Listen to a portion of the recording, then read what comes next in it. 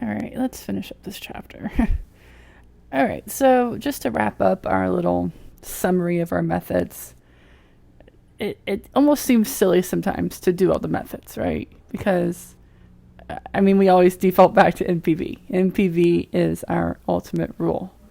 But, it's the fact that they all tell us something slightly different, right? That NPV gives me that dollar amount. Both IRR and MIRR give me that same information, but as a percentage return. And sometimes, especially in finance, we really like percentages, right? Sometimes in presentations, it's nice to say you're going to earn 25%, right? Instead of you're going to earn $50,000. Well, $50,000 on what? Right? If I got to invest in a $5 million project to have a $50,000 NPV, that doesn't sound like that amazing. So percentage returns sometimes are more honest than dollar amounts, even though the dollar amount is what matters because that's what gets added to shareholder value, right? Sometimes it's like, well, how much are we having to invest to get that dollar amount? Payback, as I already mentioned, gives us a measure of both liquidity. It's the only one that actually does liquidity and risk. And profitability index gives us a measure of risk also. So even though it all comes down to NPV, and when in doubt, NPV, but we get more information, right? And more information is always better, especially when you're trying to convince someone to invest money or to pursue a project. But the numbers aren't enough, right? And that's one of our faults in finance, especially when we educate students, is that, and I know this is especially an issue we focused on at my previous university because we were liberal arts school, right? So they want everyone to be all liberal arty and everything. The finance department was literally like the devil to the liberal arts side of the university. We were the ones that brought in all the students and the money, the business department, but they thought we were the devil. They wanted to argue that econ was should be in the same department as psychology and sociology and philosophy, but they didn't want to give students credit for that being social science. Anyways, I'll get off my rant.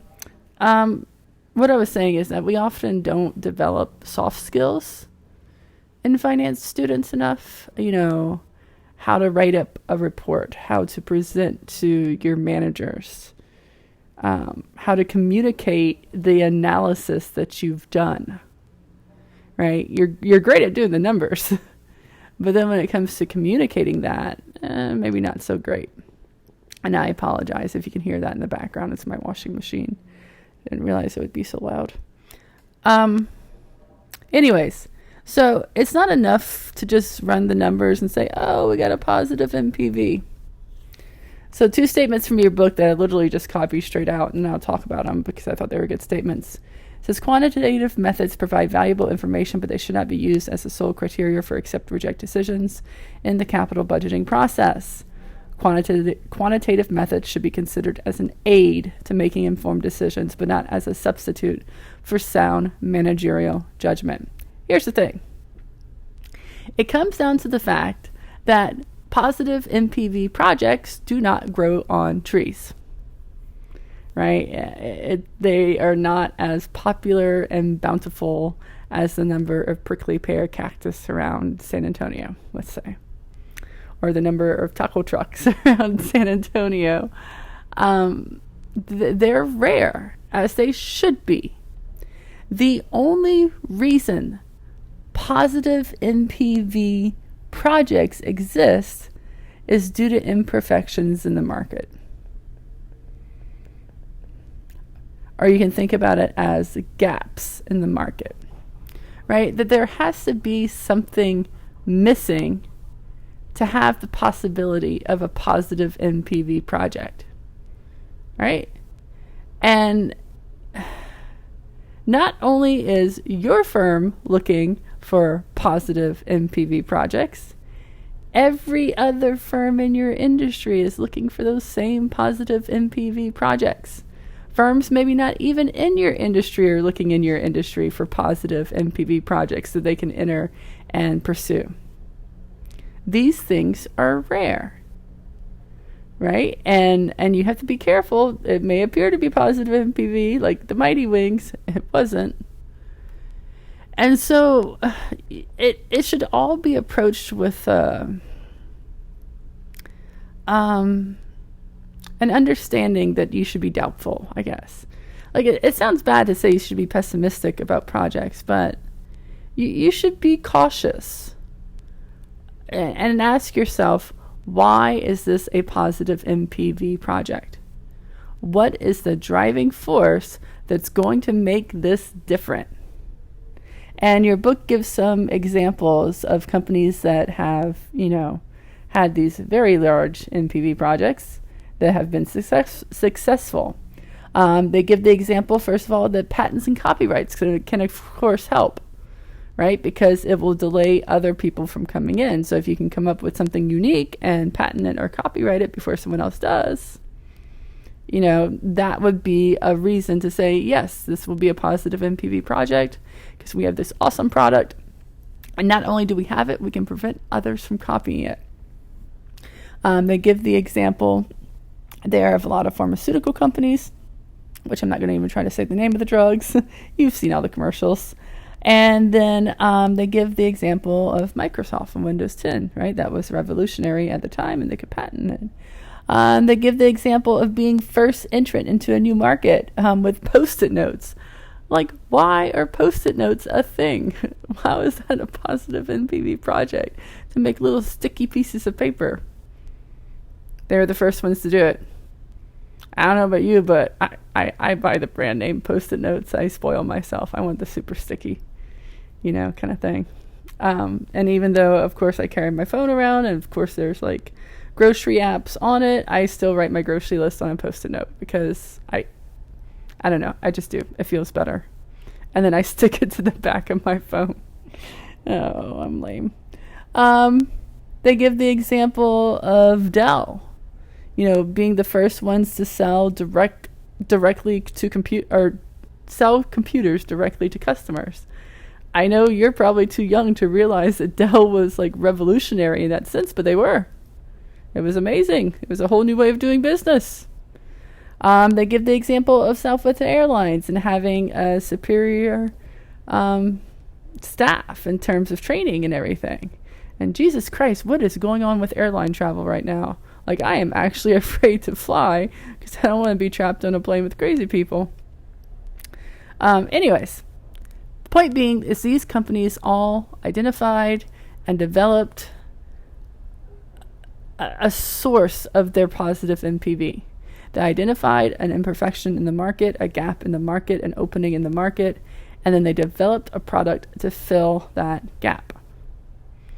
And then you have to protect it, right? You have to protect it somehow with patents or copyrights or name brand or, just flooding the market, whatever. Trying to keep other people out. And so, main takeaways from this that you should be thinking about. It says if you can't identify the reason a project has a positive projected NPV, then its actual NPV will probably not be positive, right? You need a story. You need some reason why this is going to work, not just, oh, look, the numbers look great. I've given you guys the example of the sunglass company, Gooder, right? They identified a gap in the market that runners were not being served in this one way. Runners wanted funky colored sunglasses that don't bounce and were cheap. And what's funny about Gooder specifically, another sunglass brand that I used to buy when I used to cycle, Tifosi, focuses more on cycling. I used to have like cycling sunglasses, certain sunglasses that work better for when you're in aero position and blah, blah, blah, blah, blah, whatever. And they were more expensive. They weren't as crazy as like Oakley's and everything, but they were definitely, I think, around like the $100 range. After Gooder had so much success selling all these like colorful sunglasses, and if you're interested at all in some new sunglasses, go check them out. I don't get any money from saying that, don't worry. But I mean, really, they do have like a ton of colors of sunglasses, and they constantly come out with new ones, which is why I constantly have an increasing number of sunglasses. Since it's June, I'm currently sporting my Pride ones typically every day. But anyways, what's funny is that Tifosi, an already established company, once they saw how well Gooder was doing, they basically stole their idea and started doing the same thing. They didn't change all their sunglasses, but they also started offering a line of cheap sunglasses in funky colors. Right? And so the way Gooder was able to say this will be a positive NPV project, they identified a gap in the market that was not being served by any of the other big sunglass companies, and they filled it.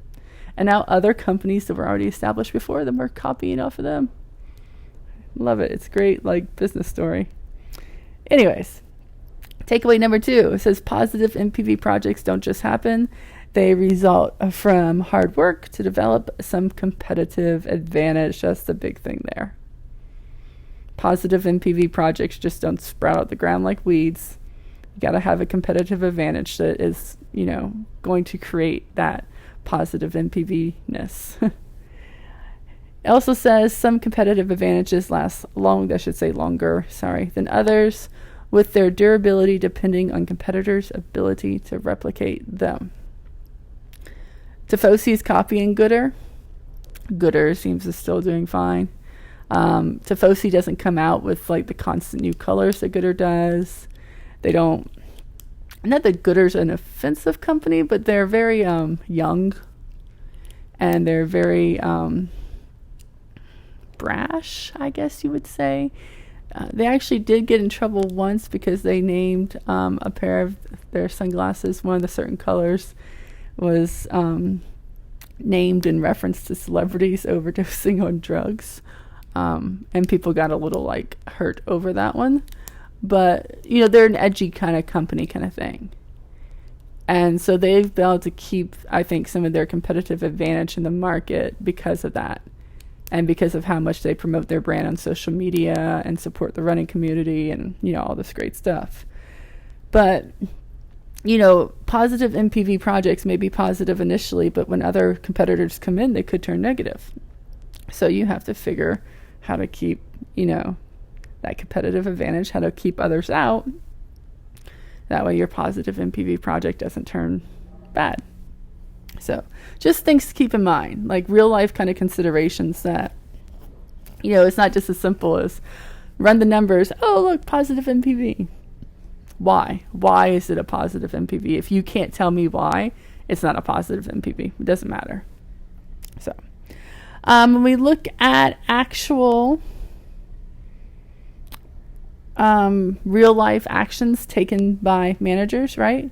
So finance people love to do, or finance academics love to do these surveys that ask managers like, hey, what do you actually do? Right? We have all these rules. We have all this stuff that we teach. What do you actually do? What do you actually use? Notice that a large amount of them use NPV. They also use IRR just as much. Right? They kind of go together kind of thing. They use both NPV and IRR to give the data, to give the results in two different ways. A surprisingly high use of payback, considering that it doesn't even consider time value of money. They don't even care about discounted payback. They're like, no, just use payback. It's fine. Factors, it says, considered important by CEOs when allocating capital within the company. They look at NPV. They look at just the track record of the manager.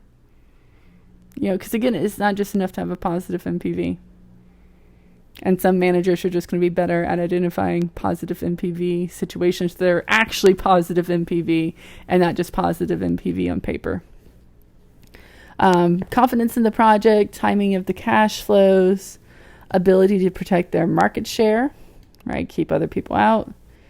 And then it says the division's track record also. So not just the manager, but the division as a whole. So NPV, IRR, two easiest ones, right, that we're going to use by most managers, but you still need to know MIR for the exam. So last thing, it will be 3 more videos on other issues in capital budgeting, talking about mutually exclusive projects with unequal lives. It's a big thing there. economic life versus physical life, and then the optimal capital budget. So 3 more to go and we're done with the chapter. All the math basically is done, though. We'll just look at some examples for these.